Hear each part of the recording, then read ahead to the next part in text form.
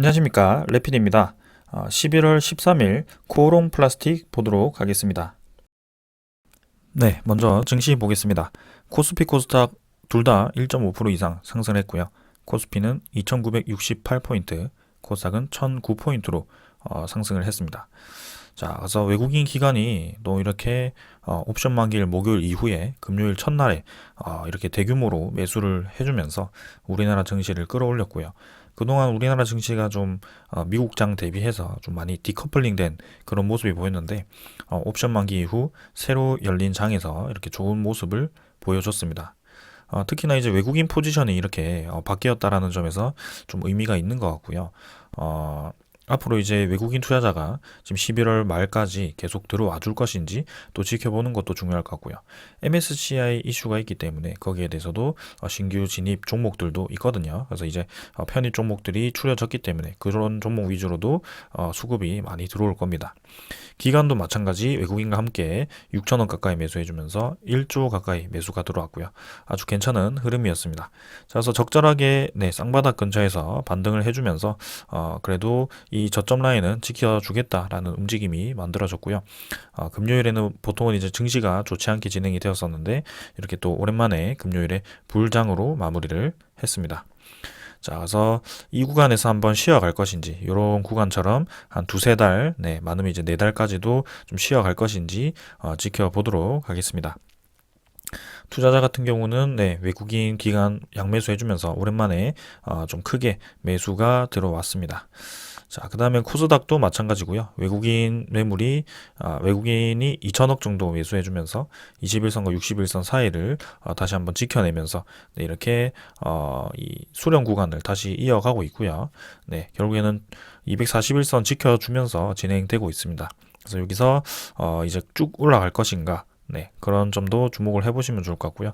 아직까지는 그래도 거래량 자체는 회복이 되진 않고 있습니다. 그래서 이번 금요일에는 사실 모든 종목들이 다 상승을 하면서 오랜만에 좀 건강한 흐름이 나왔는데요.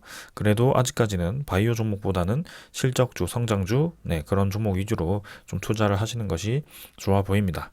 자, 월봉도 이제 반등을 좀 했지만 한번 지켜보도록 하겠습니다. 자, 그래서 최근에는 계속해서 뭐 인플레이션, 뭐 테이퍼링, 그다음에 미중 뭐 그런 신경전 이런 것들이, 그다음에 코로나까지도요. 막 복합적으로 좀 관계가 있다 보니까 증시를 예측하기는 사실 쉽지는 않습니다. 그래서 우리는 큰 방향을 보면서 그리고 안전한 투자를 하는 것이 지금은 맞다라고 보여지고요.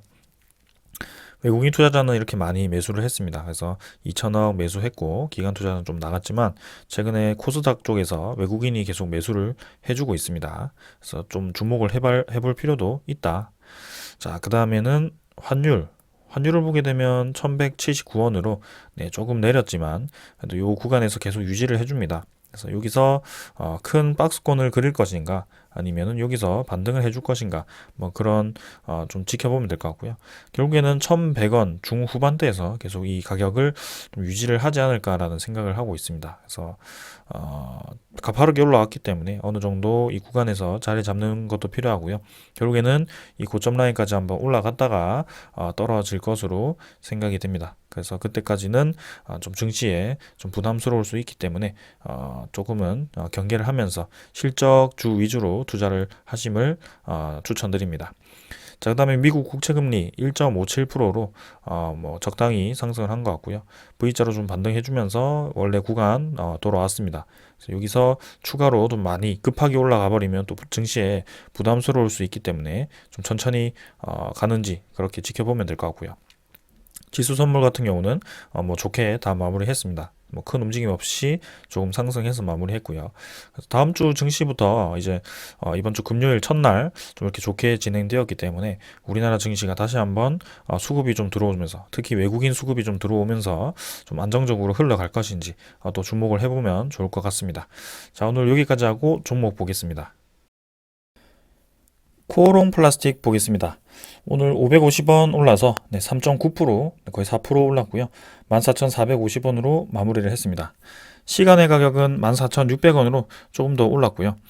자, 지금 계속해서 줄곧 떨어지던 코오롱 플라스틱이 드디어 좀 반등을 했습니다. 이전에도 한번 여기서 반등을 해주긴 했는데 추가로 더 떨어지면서 좀 안타깝게 진행을 했는데요. 그래도 의미 있는 것은 반등해야 될 때, 딱 필요할 때 반등을 해줬다라는 것이고, 그 지지 라인을 이제 좀 형성을 할 것인지 좀 지켜보는 것이 중요할 것 같습니다. 지금 증시 전체 분위기가 조금 살아나는 듯해서 코오롱 플라스틱도 같이 좀 이렇게 올라와 준 것 같고요. 사실은 이렇게 급등을 하는 그런 종목이 맞습니다. 갑자기 수급이 좀 붙기 시작하면 10% 이상으로 그냥 한 번에 가버리기 때문에 언제든지 올라갈 수 있는 종목이라고 생각을 하고 있고요. 이렇게 급하게 움직이다 보니까 상대적으로 이제 반대로 낙폭도 좀 커지는 그런 종목인 것 같습니다. 하지만 중장기적으로 보았을 때는 결국에는 플라스틱 엔지니어링, 특히 차량 경량화에 들어가는 핵심 소재죠. 네, 배터리 하우징이라든지 아니면 뭐 그 기어 쪽에 들어가는 그런 부품들도 있고요. 여러 가지로 지금 플라스틱이 많이 쓰이게 됩니다. 차량 경량화는 계속 제가 강조드리고 있는 부분 중에 하나고요.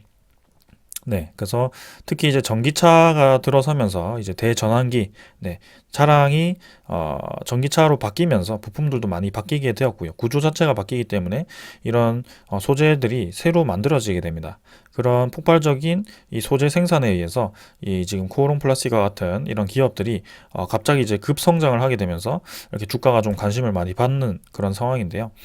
지금도 많이 올랐지만 낙폭을 좀 딛고 다시 한번 N자로 좀 올라가는 그런 그림을 좀 만들어 갈 것 같습니다. 저는 그래서 지금 저점 라인이 여기서 좀 잡혔으면 하는데 네, 61선 근처에서 항상 좀 반등을 해주면서 차곡차곡 올라오던 그런 코오롱 플라스틱이었습니다. 그래서 상승분 대비해서 좀 상대적으로 낙폭이 컸던 그런 종목이었고요. 시간을 들이면서 이제 올랐던 만큼 내렸다가 또 올랐던 만큼 내려갔다가 이런 식으로 좀 진행을 했습니다. 그래서 결국에는 N자로 결국엔 네, 전고점을 다 돌파를 하면서 차곡차곡 올라왔고요. 이번에가 이제 빅 사이클이 오면서 아주 크게 네, 이전보다 크게 한번 올랐는데요. 이번에도 그만큼 네, 절반 정도의 이 낙폭이 좀 컸던 것 같습니다. 자, 그래서 지금 뭐 플라스틱 엔지니어링 전기차 대전환기가 있는데 최근에 이제 차량 생산을 위한 그 마그네슘 부족 현상이죠. 네. 마그네슘이 이제 중국 쪽에서 생산을 적게 하다 보니까 그 차체가 만들어지지 않으니까 차량을 생산할 수 없는 그런 시기가 온 겁니다. 그래서 반도체와 비슷한 거고요. 반도체도 이제 빅 사이클이 왔는데 반도체가 수요를 감당을 못하는 거죠. 그런 식으로 지금 이 반도체가 없어서 차를 생산 못하다가 또 이번엔 또 차체가 없어서 이렇게 생산을 못하는 뭐 그런 시기가 벌어지면서 고롱 플라스틱의 상승분에 대한 이 차익 매물과 그다음에 그런 자동차 업계에 대한 조금 우려스러움에 이렇게 주가가 하락한 것 같은데요. 이런 건 이제 일시적이라고 제가 말씀을 드렸습니다. 그래서 이런 이벤트는 결국에는 정상으로 돌아갈 수밖에 없고 우리가 주목해야 될 점은 지금 자동차가 내연기관에서 전기차, 수소차로 전환이 되고 있고 그 과정에서 들어가는 부품들이 바뀌고 있다. 그래서 차량 경량화에 대한 핵심이 이렇게 들어오고 있고요. 여기에 대해서 코오롱 플라스틱과 같은 차량 소재 기업들이 급성장을 하고 있다. 이렇게 보시면 되겠습니다. 마찬가지로 이런 과정에서 2차 전지 소재주들 다 포함이 되겠죠. 그래서 이런 기업들을 찾아내서 일찌감치 투자를 했으면 좋았겠지만 사실 뭐 제가 그렇게까지 잘 못 찾아낸 것 같아요. 조금 늦게 찾아낸 감도 있지만 결국에는 코오롱 플라스틱도 추가적인 더 상승분이 저는 예상이 되기 때문에 중장기적으로 좋은 기업이다라고 말씀을 드리고 싶습니다. 자, 그래서 보시게 되면 61선에서 딱 이제 반등을 해줬는데요. 여기서 네, 추가로 더 내려가지 않고 이 라인을 좀 형성을 좀 하면서 21선을 이렇게 돌파를 하는 그런 그림을 만들어주면 좋을 것 같고요. 전형적인 이제 하락 추세에서 상승 추세로의 전환기를 제가 이제 두산중공업 같은 그런 대표적인 종목으로 좀 설명을 많이 드렸기 때문에 여러분들도 이런 패턴에 대해서 어느 정도 인식을 가지고 계실 것 같습니다. 그래서 이런 식으로 꼬리를 한 번씩 21선을 터치를 해준다는 것 자체가 다시 한번 이 위로 올라갈 가능성이 크다라는 것을 말해주는 것 같고요. 중간중간에 올랐다가 내려오더라도 결국에는 제자리를 한번 찾아갈 겁니다. 자, 그래서 61선 근처에서 딱 반등을 해주면 좋을 것 같은데, 자, 다음 주 장이 좋다면 그대로 다시 한번 V자로라도 올라가 보지 않을까라는 생각입니다. 자, 그 다음에는 외국인 투자자 좀 팔았지만 뭐 크게 의미는 없는 것 같고요. 지금 코오롱 플라스틱 같은 경우는 외국인이 들어왔다가 나갔다가 뭐 이런 식으로 반복을 좀 하고 있습니다. 최근에 이틀 정도는 좀 샀지만 뭐 크게 의미는 없는 것 같고요.